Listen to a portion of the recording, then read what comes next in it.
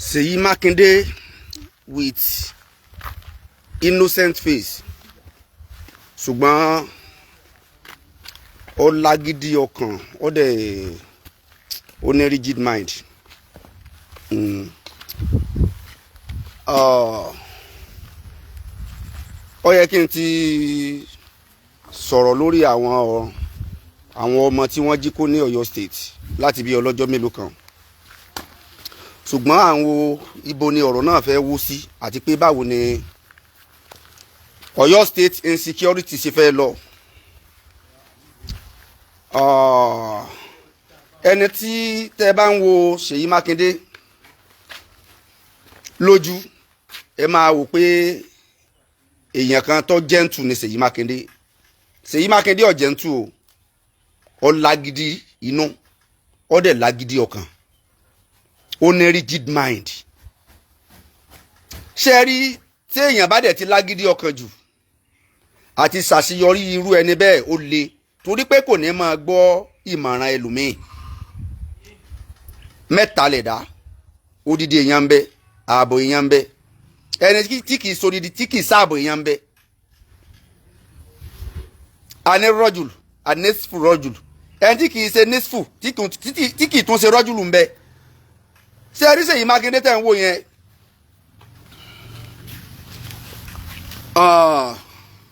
Àwọn èèyàn méjì ni mo fẹ́ sọ̀rọ̀ wọn nírọ̀lẹ́ yìí tó jẹ́ pé mi lérò pé wọ́n fẹ́ràn ilẹ̀ Yorùbá. Àwọn èèyàn méjì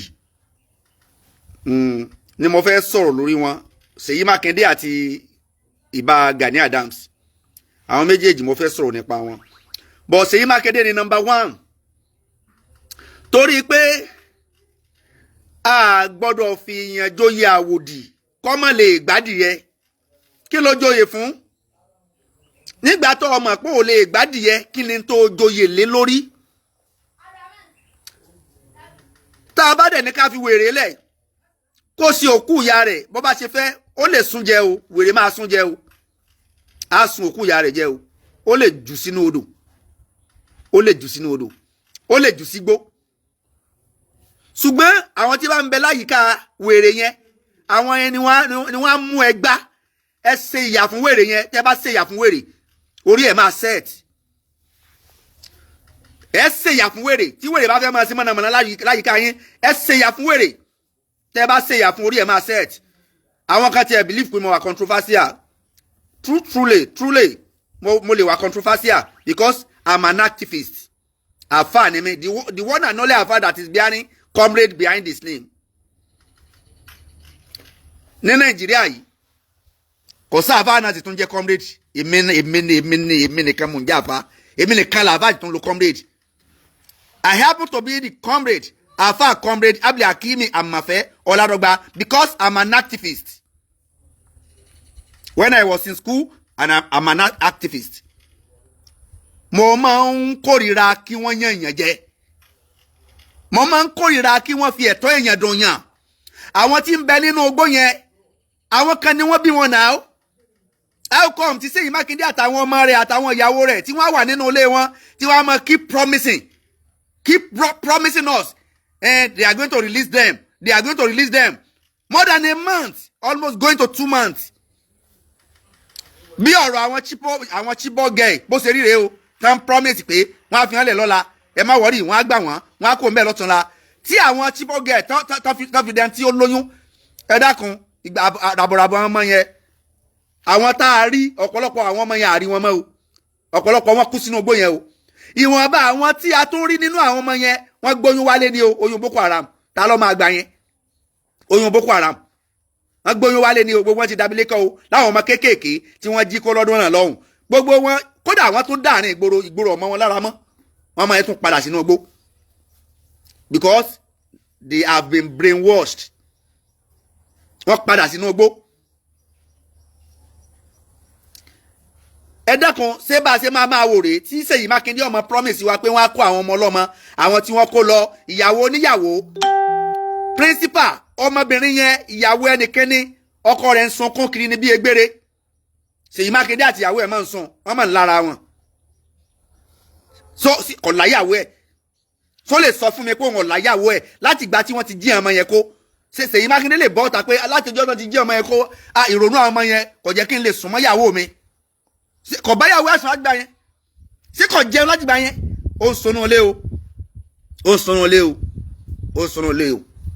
inú ilé rẹ̀ ní sùn o àwọn ọmọ ọlọ́mọ ń bẹ nínú igbó òjò rọ̀ lánàá o òjò rọ̀ níjẹta o ọ̀rọ̀ níjẹrin o bẹ́ẹ̀ lòrùn mú àwọn ọmọ ọlọ́mọ ń bẹ nínú òjò òjò ń pa wọ́n wọ́n ń bẹ nínú òrùn òrùn ń pa wọ́n wọ́n wọ aṣọ kan kúrò nílé láti ẹjọ́ yìí wọ́n change aṣọ wọ́n wẹ̀ wọ́n wá rìn wọ́n dẹ̀ rìn láti Nàìjíríà kẹ́yìn orin láti Ọ̀yọ́ state kádẹ́rìn wọ́n ti wà láàrin ní bọ́dà Nàìjíríà àti bọ́dà sí Benin Republic ẹ wo rìn náà má kéékèèké kí lọ́jọ́ orí àwọn ọmọ yẹn pẹ̀lú adúrú mile tí wọ́n ti rìn nínú igbó ìtàn wá ṣe ìrìn kan tó true inú igbó ni bí wọ́n ṣe ń bọ́ sí orí òkè ni wọ́n á máa bọ́ sínú ẹ̀gún ni wọ́n á máa bọ́ sínú ọ̀dàn Seyi Makinde dem promise àwọn èèyàn ó ń promise gbogbo ọmọ Nàìjíríà because I will never blame Tinubu for these issues that has happened in Oyo State. How can I blame Tinubu nígbà tí Seyi Makinde ń gba 12 billion naira 12 billion naira every month for security votes.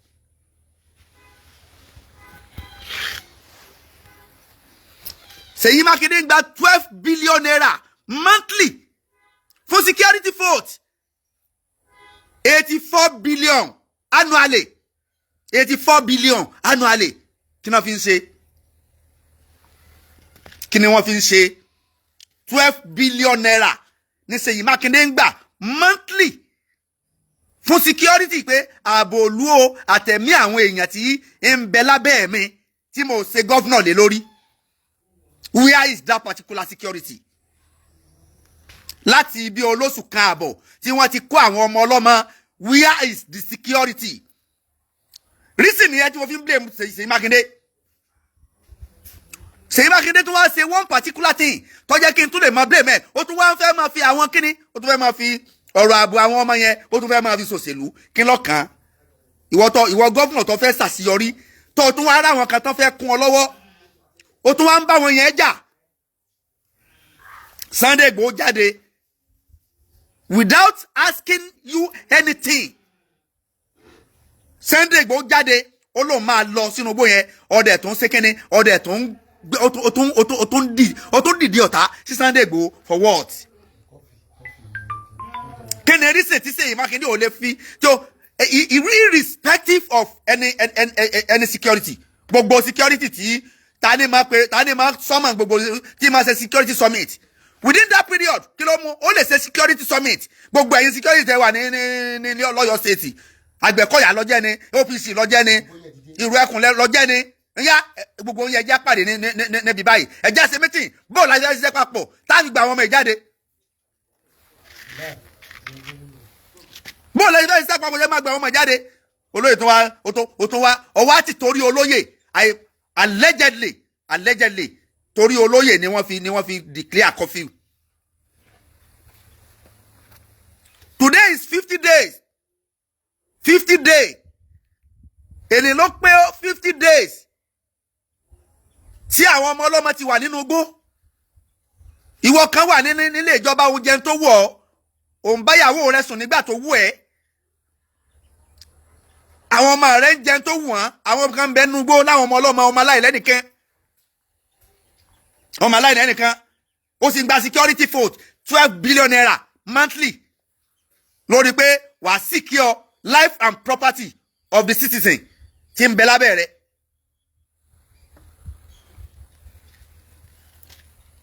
Kí ni purpose 12 billion tó ń gbà lóṣooṣù kí lẹ fi ń ṣe 84 billion for 7 years.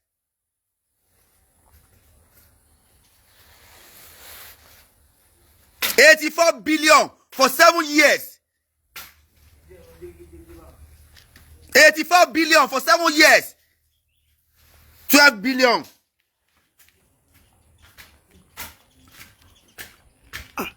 Eléyìí is getting too much. It's getting too much. Inú igbó tí wọ́n kó àwọn ọmọ yẹn gbà. Allegedly, àwọn ọrọ̀ ajé tí ń bẹ nínú igbó yẹn ọ̀la gbogbo orílẹ̀-èdè Nàìjíríà. Gold ń bẹ́ẹ̀ lithium ń bẹ́ẹ̀ diamond ń bẹ́ẹ̀ ọrọ̀ ajé tí ń bẹ nínú igbó yẹn ọ̀la orílẹ̀-èdè Nàìjíríà ká tó mọ̀ sọ gbogbo ìpínlẹ̀ Ọ̀yọ́ nìkan.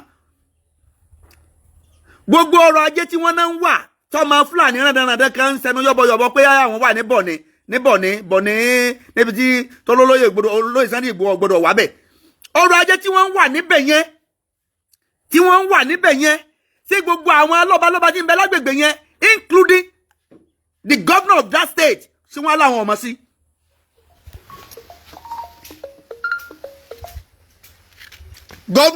Governor state yẹn sọ máa lóun ọmọ sí lithium àti àwọn nǹkan àlùmọ́nì wa àlùmọ́nì títí wa tí àwọn atọ̀húnrìn wa kan dẹ̀ wá tí wọ́n dẹ̀ balẹ̀ sínú ogbó yẹn wọ́n dẹ̀ ń wá wọ́n dẹ̀ ń tà fáwọn kan. Àwọn lọ́balọ́ba tí ń bẹ lágbègbè yẹn tí wọ́n ń wá àwọn tí wọ́n ń wá àti gọ́fúnọ̀ ṣé gọ́fúnọ̀ máa lóun ọmọ sí.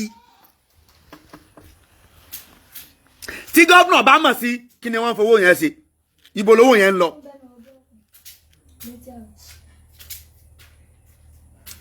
Àwọn ọmọ tí wọ́n jí kó is just a distractions. It's just a fún wa láti má lè wọnú àwọn igbó yẹn wọ́n fẹ́ sọ àwọn igbó yẹn di igbó ẹ̀rù jẹ̀jẹ̀ fún ọmọ Yorùbá kán lè wá gbogbo àlùmọ́nì wa tán nínú igbó yẹn ni. Wọ́n fẹ́ wá gbogbo àlùmọ́nì wa sẹ́rí gbogbo bí tí àlùmọ́nì bá wà ibẹ̀ làwọn afẹ̀míṣòfò yìí ibẹ̀ ni wọ́n fẹ́ gẹ̀gùn sí wọ́n fẹ́ sọ àwọn inú igbó yẹn di ẹ̀rù jẹ̀jẹ̀ fún wa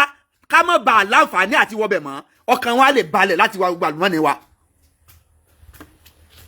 Mọye tí wọ́n ń ta lithium ni báàgì kékeré kan mọye tí wọ́n ń ta ni billions of naira ni billions of naira.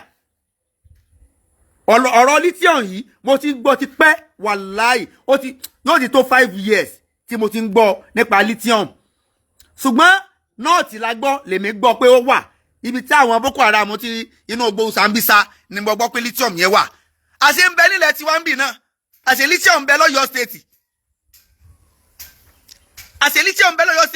so definitely gbogbo àwọn governors tí wọ́n ti ṣe l'Ọ́yọ́ state wọ́n gbọ́dọ̀ mọ̀ pé lithium bẹ́ẹ̀ wọ́n ń jí wa nínú àwọn wọ́n ti ń jí lithium yẹn wà tipẹ́ ṣùgbọ́n for a trustworthy governor tó fẹ́ ṣe tàráàlú ọrọ̀ ajé gbogbo èèyàn kí ló dé tẹ̀lé ìlú fún lù kò sẹ́ni tó béèrè pé kẹwàá máa fóun lówó ṣùgbọ́n ẹ tó lu ṣe ẹ jẹ́ kí security ó wà ẹ jẹ́ kí inú ó wà ẹ jẹ́ kómi ó wà ẹ jẹ́ kọ́nà ó dá wọ́n wá tún jí àwọn ọmọ kó lọ lákàtà rẹ̀ Ìgbòho tún wá fẹ́ wọnú igbó lọ rescue láì béèrè anything lọ́wọ́ rẹ̀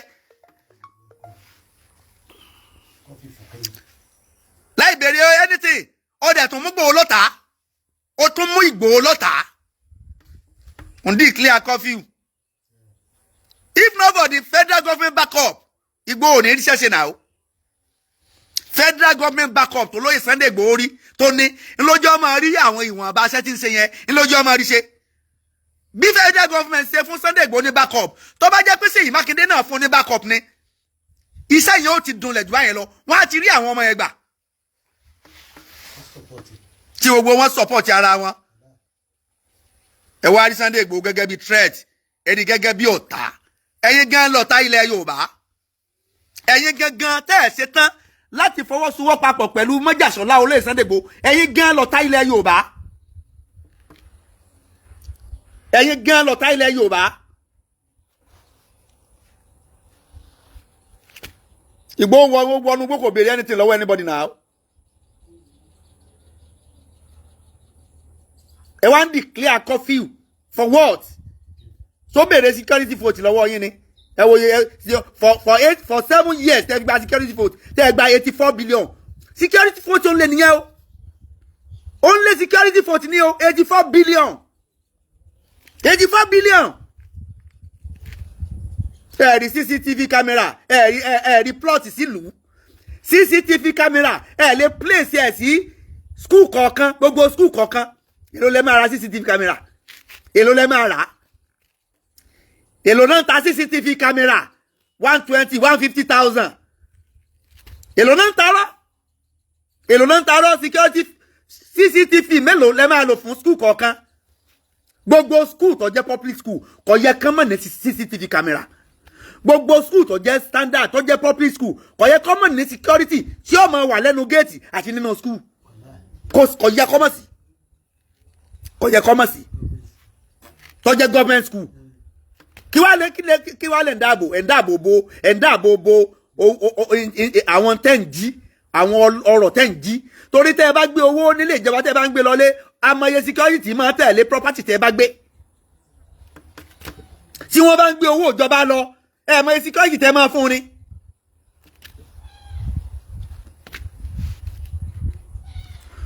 owó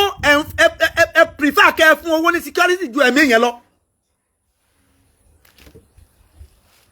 Sunday Igboho fẹ́ ẹ tó ń declare curfew just because kí Sunday Igboho ọmọ bàrí sẹ́sẹ́ for what purpose?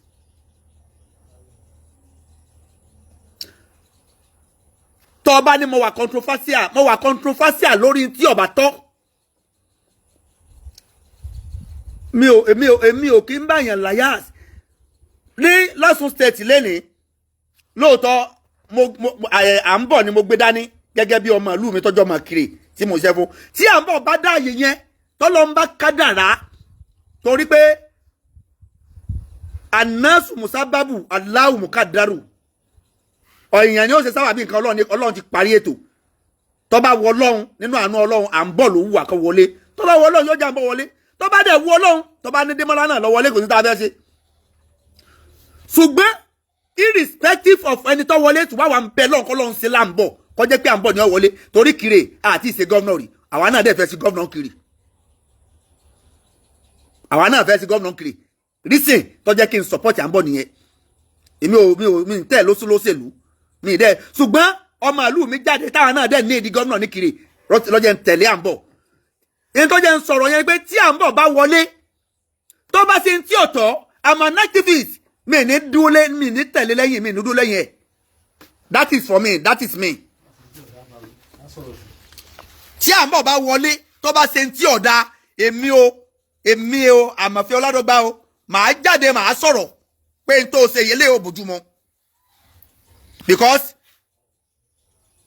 I'm not for Ambo only I'm not for anybody only I'm for anybody I'm for everybody. Torí pé tí wàhálà bá ti dé bẹ́ẹ̀ nìkan nínú ìlú ó ti dé bá gbogbo ohun tí ń jẹ́ ìlú ẹni wàhálà yẹn kàn lẹ́nìí tí wọ́n bá rò pé òun lọ́kàn ó lè kàn wọ́n náà lọ́la ló fi jẹ́ pé irú ogun yẹn gbọ́dọ̀ jọ fáìtì ẹ̀ papọ̀ ni tí à ń bọ̀ bá débẹ̀ gẹ́gẹ́ bí mi ṣe gbé à ń bọ̀ lọ́wọ́ Bọ́lá Ọ̀yọ́ bá mi rí tó bá débẹ̀ tó bá ṣe rán dandan I will be the first one to tackle him. I will be the first person to tackle him. Me wo because kí láǹfààní subhanallah àǹfààní mi now gbogbo tí mo ń ṣe lórí pé táwọn bá ṣe táwọn campaign fan bọ̀ táwọn ṣe mi ò ṣe nítorí káàmbó lè fún mi ní position kankan o mi ò dẹ̀ ṣe nítorí mo ń ṣe nítorí inú ìlú tí mo ti jáde lọ́jọ́ máa ṣe. tó bá wá débẹ̀ tó bá ṣe rán dandan èmi ò sí inú àfáà tí ó tó jẹ́ èmi ìsálákùnjẹ yẹn o.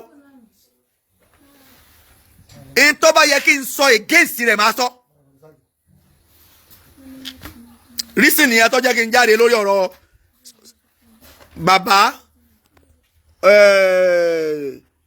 bàbá tí Seyi Makinde kí Seyi Makinde kọ́ tètè wá nǹkan ṣe sọ̀rọ̀ yìí o kọ́rọ̀ ọmọ yìí ó má dàbí ọ̀rọ̀ àwọn chibogẹ̀ yìí o ọ̀rọ̀ wọn ọ̀gbọ́n dàbí chibogẹ̀ yìí tí wọ́n kó wọn lọ táwọn aláṣẹ bẹ̀rẹ̀ sí ní promise wa á gbà wọ́n jáde títí táwọn ọmọ yẹn fi rá síbẹ̀ àgbọ̀n kankan nípa àwọn ọmọ o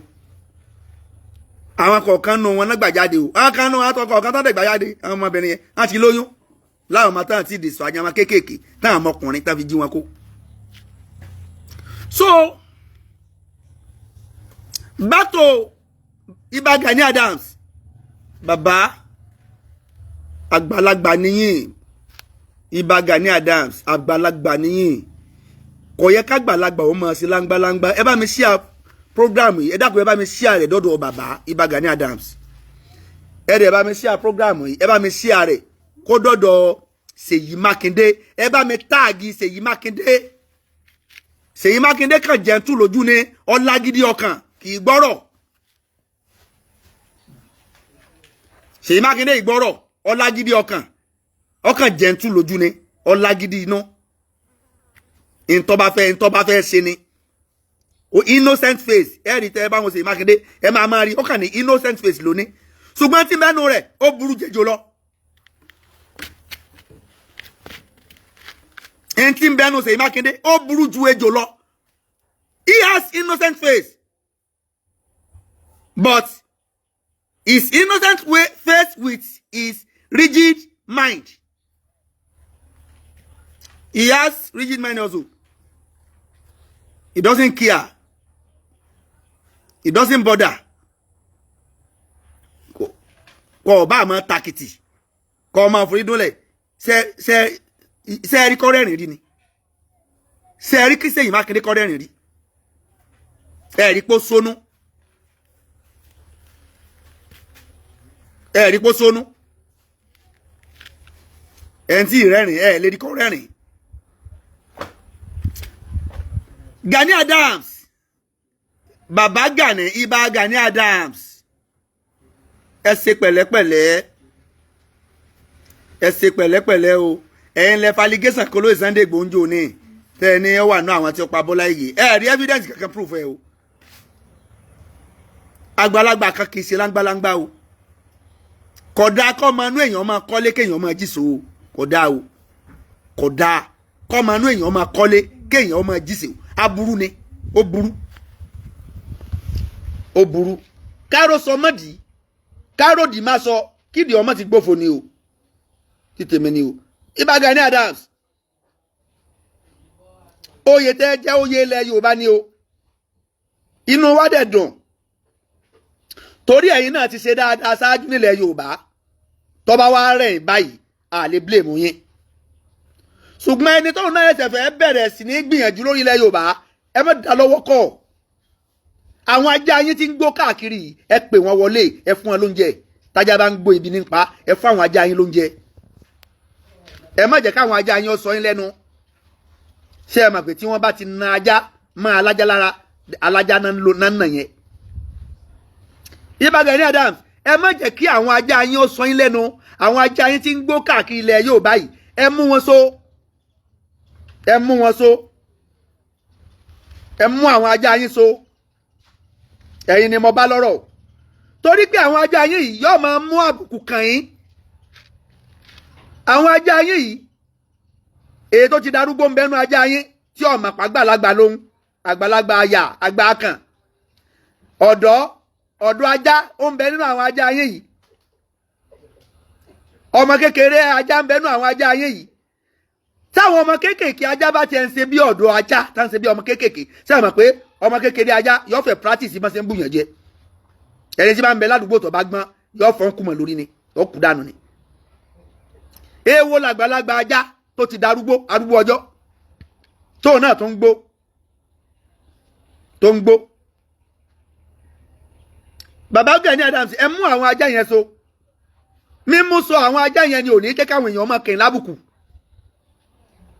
Torí pé àwọn èèyàn sọ wọ́n ní lára ń bẹ lára yín pé lára olè ṣùgbọ́n mi sọ mo ní rọ́ ni. Mo ní bàbá ò mọ bí ó ṣe control àwọn ajá wọn ni. Bàbá ẹ control àwọn ajá yín. Torí èèyàn dáadáa la mọ̀ sí láṣìlẹ̀. Ẹ̀yin náà dẹ̀ gbìyànjú. Ibi èèyàn kan bá dẹ̀ gbé ìgbìyànjú rẹ̀ dé. Tẹ́lómìn náà bá ṣe tán láti bẹ̀rẹ̀ ṣe ń bẹ́ẹ̀. Ò nídìí àti bínú ẹ̀. Ká fi ọwọ́ wẹwọ́ òun lọ́wọ́ fi mọ́. Bàbá ẹ fi ọwọ́ wẹwọ́ pẹ̀lú olóyè Sunday Igboho. Ẹ má jẹ́ kí àwọn ajá yín ẹ má jẹ́ kí wọ́n sọ yín lẹ́nu. Ẹ má jẹ́ kí àwọn ajá yín ó sọ yín lẹ́nu. Àwọn èèyàn ti rí gẹ́gẹ́ bí alábọ̀dé ẹ̀yin àti Seyi Makinde èmi tí ń fojú wo Seyi Makinde gẹ́gẹ́ bí alábọ̀dé torí tí kì í bá ṣalábọ̀dé nílẹ̀ Yorùbá kí ni reason tí òfin ní jẹ́ kí Sunday Igboho wọnú igbó kí ni reason tí òfin lè pe ìpàdé gbogbo àwọn security àti local security ni àti àwọn advance one ni àwọn major security àti local one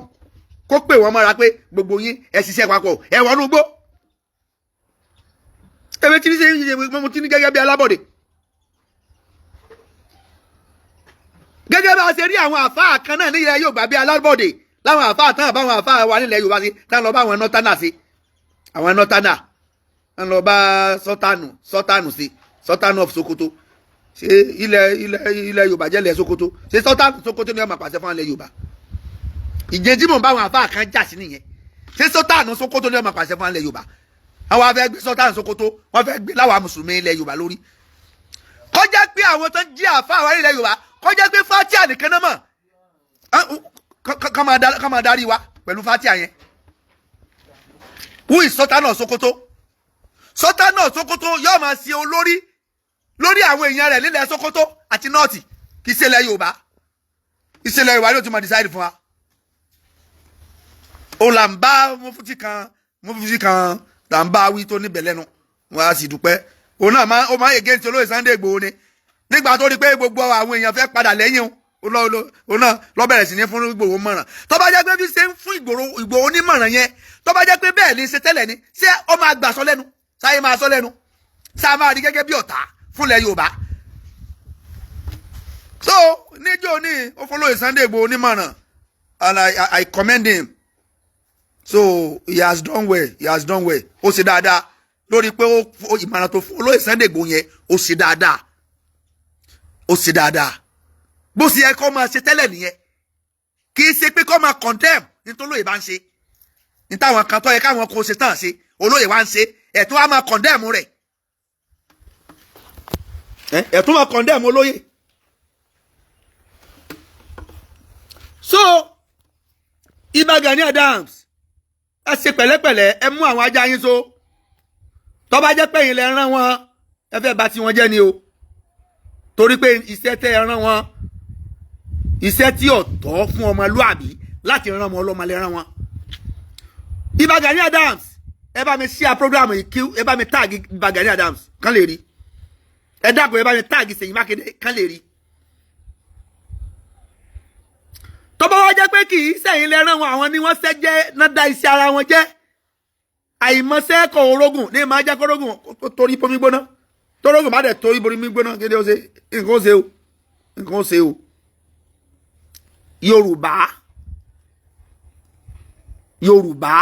Yorùbá kí ni ń ṣe wá ná tá a lè tọ̀ sójú kan tá a lè fọwọ́sowọ́ papọ̀ Ìgbòho òdùn pò ń fẹ́ dọ̀gá o ṣùgbọ́n tí ń dùn ó ní pé bó lórúkọ tó náà ó ṣe ṣẹ́kù nílẹ̀ Yorùbá kì í ṣe tọ̀gá èèyàn lè má jọ̀gá torúkọ rẹ̀ ó dẹ̀ ṣẹ́kù èèyàn lè má jẹ ọ̀gá ṣùgbọ́n pẹ̀lú ipa takuntakun tó bá kó la yóò fi máa rántí rẹ̀. Ìbà Gani Adams àwọn ọmọ yín ò ṣe dáadáa o ẹ̀dẹ̀ ń rí wọn ẹ̀dẹ̀ lè kọ́ṣàn wọn wọ́n á ṣe dáadáa o wọ́n á ṣe dáadáa o ẹ mú ajá yín so ẹ̀dẹ̀ fọwọ́sowọ́pọ̀ pẹ̀lú failure to do so a máa disregard yín a máa regard yín as ọmọ àlè ilẹ̀ Yorùbá ni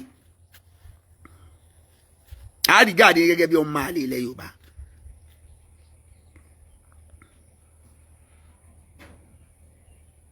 Ilẹ̀ Yorùbá tá a wà yìí àwọn bàbá kan ni wọ́n kọ́kọ́ lò ó àwọn bàbá kan ni wọ́n kọ́kọ́ kọjá níbẹ̀ ogun tó jára wájú kò yẹ kó jẹ ọmọ ẹ̀yìn àgbà tó jèsì kòtò ó fi kọ́ ará yòókù lọ́gbọ́n ni àwọn ará yòókù yẹn tán náà bá wá padà jèsì kòtò orí wọn ò pé nìyẹn ẹni tí ń lọ wájú ó jèsì kòtò ìwọ tó wá ń bọ̀ lẹ́yìn tó wá jò sí ó jèsì dáàdì sẹ́ń kòtò orí ẹ̀ ò pé nìyẹn Baba Gani Adams ẹ mú àwọn ajá yín so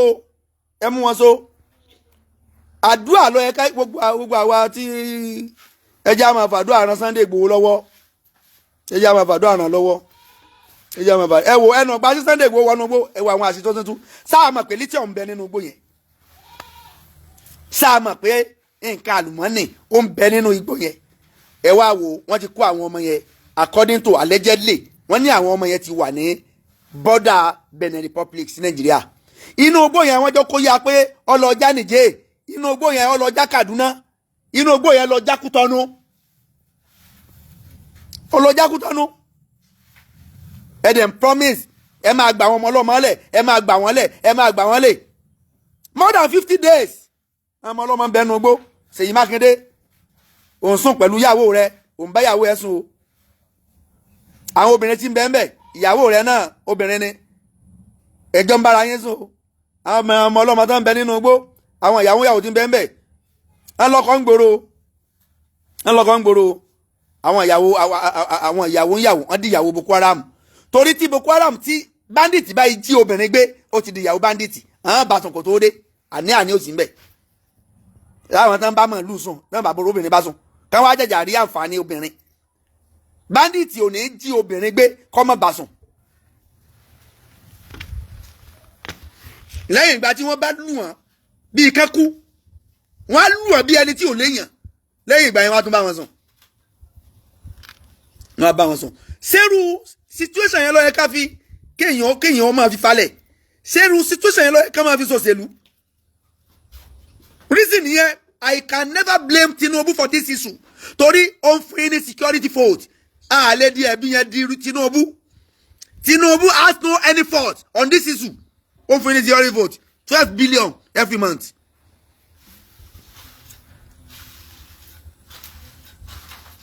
Ṣé every month ni àbí every year 12 billion ọ̀dà pé every year ni ìgbà wo náà máa ń gba security vote náà sí every month ni àbí every year ẹ jẹ́ kí n rí ẹ dákun ẹ̀yin tẹ́ ẹ mọ̀ tẹ́ ẹ current ṣé yearly náà máa gba security vote ni àbí ń bọ̀ ẹ jẹ́ kí mi gún sí ẹ jẹ́ n sí màá sí ní ìsìn security vote yẹn màá mọ 12 times yes yearly ni every year ẹ̀ ń gba security 12 billion every year yearly ni every year ni 12 billion every year for security vote 12 billion 12 billion 12 billion every year ni kì í ṣe monthly every year ṣé 12 billion náà pọ̀ tó láti secure life and property tí ń bẹ ní state 84 billion láàrin 7 years tí Seyi Makinde ti lò lórí ìjọba ọgbà 84 billion fún security vote lábẹ́bẹ́ Ọ̀yọ́ state ò ní helicopter Ọ̀yọ́ state wọn ní èsì gbé helicopter èlò ní ta helicopter èlò ni wọ́n ń ta helicopter nínú 84 billion èlò ni wọ́n ń ta helicopter nínú 84 billion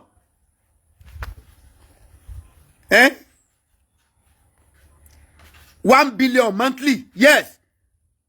every month wọ́n gba 1 billion for security vote 1 billion yẹn for yes bẹ́ẹ̀ ni for 12 months ó jẹ́ 12 billion ni wọ́n gbà 12 billion ni wọ́n gbà lóṣù kan àbí ni wọ́n gbà ní lọ́dún kan bẹ́ẹ̀ ni monthly 1 billion yes 1 billion lóṣooṣù 1 billion for security vote every month 1 billion 1 billion 1 billion every month sọwájú owó kékeré sọ́jẹ́ owó kékeré ibo ni wọ́n ń ná sí kí ni wọ́n fi ń ṣe kí ni Seyi Makinde fi ń ṣe ibo ló ń ná sí ẹbí léèrè náà ẹ̀yin ará Ọ̀yọ́ state ẹbí léèrè náà ẹ̀yin ará Ọ̀yọ́ ẹbí léèrè ibo ló ń ná sí kí ló fi ṣe kí ló fi ṣe kí ló fi ṣe.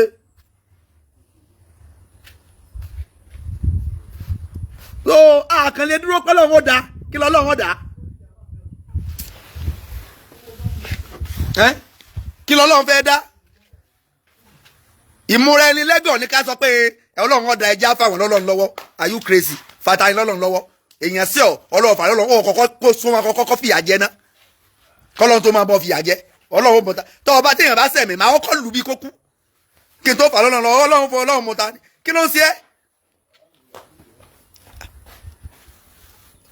tọ́ ọba lọ́ọ́ fa èèyàn kan lọ́lọ́run lọ́wọ́ wàá máa jẹ ìyà àjẹgbé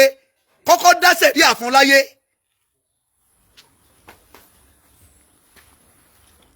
àwọn gómìnà tẹ̀hún táyé àwa ní kókó oko wa jẹ afa ọlọ́run lọ́wọ́ ẹ̀ńtọ́ ya mú ká dádọ̀bálẹ̀ ká sí ẹgbà gidi fún èèyàn kó wa jẹ ọlọ́run ẹ̀jẹ̀ àfilẹ̀ ẹ̀jẹ̀ àfàfọ́lọ́run kí ló ń fà fọ́lọ́run kí ló ń fà fọ́lọ́run wàá máa jẹ ìyà ìfà wàá máa jẹ ìyà ìfà fàákìnì ńlẹ̀ fọ́lọ́run ọlọ́run kan sọ pé sédèdèrè ní ọ ní ọgọ́ ni òṣèlè yìí wọ́n gbá ọ lórí ẹ̀ ọlọ́ọ̀fà lẹ̀ fọ́lọ́run ó tún sèmí wọ́n tún gbá ọ ó tún lọ́ọ̀fà táyé èrè ó fi bàjẹ́ tán ọlọ́run máa wo ẹ̀ràn ni ọlọ́run máa wo ẹ̀ràn ni ìyàtọ̀ ọlọ́run fi máa jẹ́ èèyàn ọ̀tọ̀ ni ọlọ́run gan kórìíra kéèyàn gọ̀ tó o bá gọ̀ ọlọ́run máa wo ẹni pé dèdèrè ní ọgọ̀ ọlọ́run kọ́lọ́run sóúnjẹ fún ẹ ebi ń pa ọ ọlọ́run ènìyàn kan wá gbóúnjẹ fún ọ wá gbé wájú ẹran wá ń bọ̀ wá lé ẹran wá jẹ oúnjẹ rẹ wá lọ fẹ ẹran lọ́lọ́ lọ́wọ́ lọ ìgbórí ẹ ti dàrú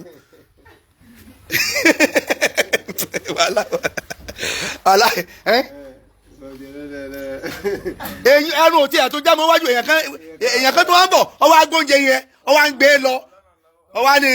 èèyàn kan ló sì gbé fún ẹ̀yìn tó wá gbé mọ fàyìn lọ́lọ́run lọ́wọ́ o ò lè wá òkò tó o bá lè dámú kó o wá òkò gidi kó o sọ́ọ̀lù lágbárí wà ní mọ fàyìn lọ́lọ́run lọ́wọ́ ebi yẹn ọ̀pá ọ ebi máa pa ọ gbogbo nǹkan kọ́ là á máa kó lọ́lọ́run lọ́wọ́ we have to máa wà kó abáyọ̀dá yìí ti hard for wàlí kọ́dàrú ní tá a bá gbìyànjú lé lórí tí nǹkan yẹn ọ̀bá mú ìgbẹ́yìn látò gbé nǹkan lórí kádàrá wà á kọ́kọ́ gbìyànjú lórí nǹkan wà á gbìyànjú láti gba nǹkan yẹn padà wọ́n fẹ́ gba ẹ̀tọ́ ẹ lọ́wọ́ rẹ ọwọ́ náà wà á relent ó gbìyànjú láti gba ẹ̀tọ́ rẹ tó o bá wá gbìyànjú tí gbìyànjú yẹn ọ̀bá mú ìgbà yẹn lọ́wọ́ àtó gbé lórí pé bọ́lọ̀ ń ṣe kọ́ nìyẹn mo gbìyànjú ọlọ́run ni ò gbà bẹ́ẹ̀ so torí ìdí eléyìí àní fi àwọn tí wọ́n bá ń tẹ ẹ̀tọ́ wa mọ́lẹ̀ àní fi wọ́n lẹ̀ àwọn náà máa kóbò wọ́n tó bá jẹ́ pé ọ̀rọ̀ ẹnu láàfi kóbò wọ́n á kóbò wọ́n níta abẹ́yẹn lágbára láti fi bá wọn jà làwọn náà fi bá wọn jà anybody tó bá ti ń tẹ ẹ̀tọ́ wa mọ́lẹ̀ níta abẹ́yẹn lágbára ọlọ́run mú yín social media is for everybody nínú tọ́lọ́run fi fún wa lágbára ní social media wa ọlọ́run mú yín kò ṣerú wa lódì àwa náà máa kóbò yìí pẹ̀lú ọ̀rọ̀ ẹnu a tún yín láti rí a jẹ́ ká yọ ọmọ orú èèyàn tẹ́ ẹ jẹ́ tá a bá lágbára láti arrest yín tá a lágbára láti fi ń sẹ́wọ̀n tá a lágbára láti mú yín so a sì lágbára láti sọ̀rọ̀ àròjọ yín fáyé àròkájọ ògùn lọ a máa ròyìn kiri ni